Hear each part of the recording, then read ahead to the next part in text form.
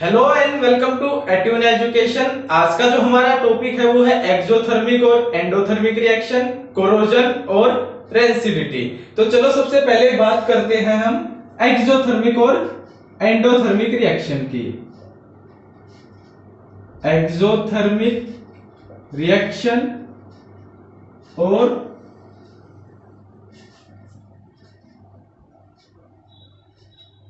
Endothermic reaction. Exothermic reaction क्या होगी? एक्सो का मतलब होता है आउट या फिर हम कह सकते हैं रिलीज, और थर्मिक का मतलब होता है हीट। तो ऐसी रिएक्शन जिसमें हीट क्या हो, रिलीज हो, उस रिएक्शन को हम कहेंगे एक्सोथर्मिक रिएक्शन। एंडोथर्मिक इसका बिल्कुल अपोजिट होगा। एंडो का मतलब होता है इन या फिर हम कह सकते हैं एब्जॉर्ब, और थर्मिक का मतलब होता है हीट। तो ऐसी रिएक्शन जिसके अंदर हीट एब्जॉर्ब होगी उसको हम कहेंगे एंडोथर्मिक रिएक्शन। तो अब इनके हम एग्जांपल देखते हैं। जब हम कैल्शियम ऑक्साइड को वाटर के साथ मिक्स करेंगे तो क्या बनेगा? Calcium hydroxide. जब ये रिएक्शन होगी तो हम यहां पर क्या ऑब्जर्व करेंगे कि जिस बीकर के अंदर हमने कैल्शियम ऑक्साइड और वाटर को मिक्स किया है उस बीकर का टेम्परेचर इंक्रीज हो गया, यानी वहां पर क्या हुआ? हीट रिलीज हुई। और हीट रिलीज हुई है तो इसका मतलब वो क्या है? Exothermic reaction. अब यहां एक बात देखो, यही एग्जांपल हमने कॉम्बिनेशन रिएक्शन में भी किया था। तो अब ये कॉम्बिनेशन रिएक्शन है या एक्सोथर्मिक? ये कॉम्बिनेशन भी है और एक्सोथर्मिक भी है। ये कॉम्बिनेशन क्यों है? क्योंकि यहां पर रिएक्टेंट दो हैं और प्रोडक्ट एक है, इसलिए क्या है? कॉम्बिनेशन का एग्जांपल। और यहां पर हीट भी रिलीज हो रही है तो ये एक्सोथर्मिक का एग्जांपल है। अब इसके अंदर जो मेन क्वेश्चन पूछा जाता है वो है why respiration is called exothermic reaction. तो हम सबसे पहले बात करते हैं कि रेस्पिरेशन क्या होती है। रेस्पिरेशन का मतलब सांस लेना नहीं होता, वो ब्रीथिंग होता है। रेस्पिरेशन क्या होगा? जो खाना हमने खाया है उस खाने से एनर्जी ऑब्टेन करने की प्रोसेस क्या होती है? रेस्पिरेशन कहलाती है। जो हम खाना खाते हैं उसमें मेनली हम कार्बोहाइड्रेट खाते हैं, या फिर उस खाने के अंदर क्या होता है? Mainly carbohydrate. हमारी बॉडी उस कार्बोहाइड्रेट को क्या कर देगी? डाइजेस्ट कर देती है, ब्रेक कर देती है सिंपलर कंपाउंड्स के अंदर, जो क्या है? ग्लूकोज। तो जो हमने खाना खाया था उसको बॉडी ने क्या किया? डाइजेस्ट कर दिया, और किसके अंदर कन्वर्ट कर दिया? ग्लूकोज के अंदर। फिर जो हम ब्रीदिंग की प्रोसेस करते हैं उसमें हम क्या करते हैं? ऑक्सीजन को इनहेल करते हैं। वो ऑक्सीजन और ये ग्लूकोज का मॉलिक्यूल कंबाइन होकर क्या बनाएंगे? कार्बन डाइऑक्साइड, H2O और प्लस में एनर्जी। तो यहां पर एनर्जी रिलीज हो रही है, इस कारण इस प्रोसेस को क्या कहा जाता है? Exothermic reaction. रेस्पिरेशन का मतलब क्या होता है? Oxidation of glucose. जब ग्लूकोज के अंदर ये ऑक्सीजन ऐड होगी तो वो क्या हो जाता है? CO2, H2O और एनर्जी रिलीज करता है। और इस CO2 को हम क्या कर देते हैं? एक्सहेल कर देते हैं। ठीक है, इनहेल हम किसको करते हैं? ऑक्सीजन को, और एक्सहेल किसको करेंगे? कार्बन डाइऑक्साइड को।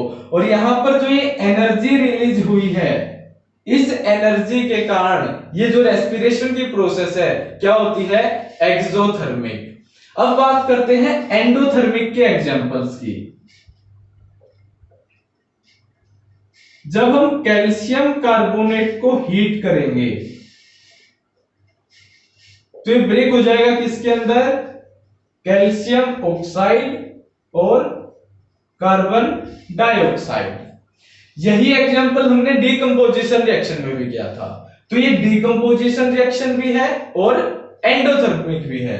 इस कैल्शियम कार्बोनेट ने क्या किया, हीट को एब्जॉर्ब किया और ये किसमें ब्रेक हो गया, कैल्शियम ऑक्साइड और कार्बन डाइऑक्साइड। तो ऐसी रिएक्शन जिसमें हीट क्या हो, एब्जॉर्ब हो, उसको हम क्या कहते हैं, एंडोथर्मिक। एक और एग्जांपल देखते हैं यहां पर, FeSO4 जब हम इसको हीट करेंगे तो ये ब्रेक हो जाएगा किसके अंदर, Fe2O3 plus SO2 plus SO3। जब FeSO4 ने हीट को एब्जॉर्ब किया तो ये क्या हो गया, ब्रेक हो गया। ठीक है, तो इसके अंदर हीट एब्जॉर्ब हुई है तो ये कौन सी रिएक्शन है, एंडोथर्मिक। तो नेक्स्ट टॉपिक है हमारा कोरोजन। कोरोजन क्या होता है, the weakening of metal article due to environmental effect is called corrosion. जो एनवायरमेंटल इफेक्ट है, जैसे ऑक्सीजन है, मॉइस्चर है, या फिर एनवायरमेंट में जो एसिडिक गैसेस हैं, उनके कारण मेटल का वीक होना क्या कहलाता है, कोरोजन कहलाता है। जैसे अगर हम एग्जांपल ले तो रस्टिंग ऑफ आयरन, आयरन लोहे के ऊपर जंग लगना भी क्या है, कोरोजन होता है। जब आयरन के ऊपर रस्ट मतलब आयरन की रस्टिंग होगी तो आयरन किस में कन्वर्ट हो जाता है, आयरन ऑक्साइड में, और इसका कलर कैसा होगा, ब्राउन। जब कॉपर का कोरोजन होता है तो कॉपर किस में कन्वर्ट हो जाएगा, कॉपर कार्बोनेट में, और इसका कलर कैसा होता है, ग्रीन। अब बात करते हैं हम इसकी प्रिवेंशन की, कि हम मेटल को कोरोजन होने से कैसे बचा सकते हैं। तो सबसे पहला है पेंट। हम क्या करते हैं, मेटल्स के ऊपर पेंट करते हैं। जो हमारे घरों में दरवाजे हैं या फिर जो ग्रिल है, गेट है, उनके ऊपर हम पेंट क्यों करते हैं, ताकि उनका कोरोजन ना हो। ठीक है, लोहे के ऊपर जंग ना लगे, उससे बचाने के लिए हम उनके ऊपर ऑयल लगा सकते हैं या फिर ग्रीस लगा सकते हैं। ठीक है, ग्रीस और ऑयल लगाने से क्या होगा, जो आयरन है उसके ऊपर ऑक्सीजन नहीं आएगी और ना ही वाटर। ठीक है, तो आयरन ना तो ऑक्सीजन के कांटेक्ट में आएगा और ना ही वाटर के कांटेक्ट में आएगा। ठीक है, और अगर उसको ऑक्सीजन ना मिले या फिर वाटर के कांटेक्ट में ना आए तो उसके ऊपर जंग नहीं लगेगा। थर्ड पॉइंट क्या है, बाय मेकिंग अलॉय। अलॉय क्या होता है, मिश्र धातु, मिक्सचर ऑफ मेटल्स। जैसे स्टील, स्टील क्या होता है, मिक्सचर होता है आयरन का, निकल का और क्रोमियम का। तो स्टील के ऊपर भी जंग नहीं लगेगा। ठीक है, तो अगर हमें किसी मेटल को कोरोजन से बचाना है तो हम क्या करेंगे, पेंट अप्लाई करेंगे, ग्रीस अप्लाई करेंगे, या फिर अलॉय बना देंगे जिससे उसका कोरोजन नहीं। तो अब बात करते हैं हम रेंसिडिटी की। रेंसिडिटी क्या होता है, जो ऑयल और फैट कंटेनिंग फूड है, जैसे हमारे चिप्स आते हैं या फिर जो नमकीन आती है, ठीक है, उसके अंदर क्या होता है, ऑयल होता है मेनली। तो उसका जो कलर है, टेस्ट है और स्मेल है वो चेंज हो जाती है ऑक्सीडेशन के कारण। यानी उनके साथ जब ऑक्सीजन कंबाइन हो जाएगी तो वो क्या कर देती है, उसको टेस्ट को और कलर को खराब कर देगी।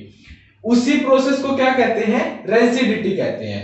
It spoils the food and make it unfit for consumption. ये क्या कर देती है, खाने को खराब कर देगी और वो खाना हमारे खाने लायक नहीं रहेगा। इसके प्रिवेंशन क्या होते हैं, by keeping the food in air tight containers. अगर हम उस खाने को क्या कर दें, एयर टाइट कंटेनर्स या फिर डिब्बे आते हैं जो एयर टाइट होते हैं, अगर उसके अंदर रख दें तो क्या होगा, वो खाना खराब नहीं होगा।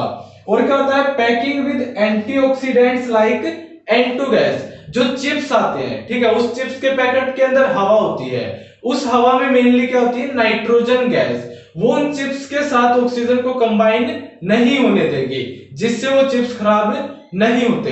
तो हम जब पैकिंग कर रहे हैं जिस फूड की, उस फूड के साथ किसको डाल दें, नाइट्रोजन गैस को, तो वो हमारा खाना खराब नहीं होगा।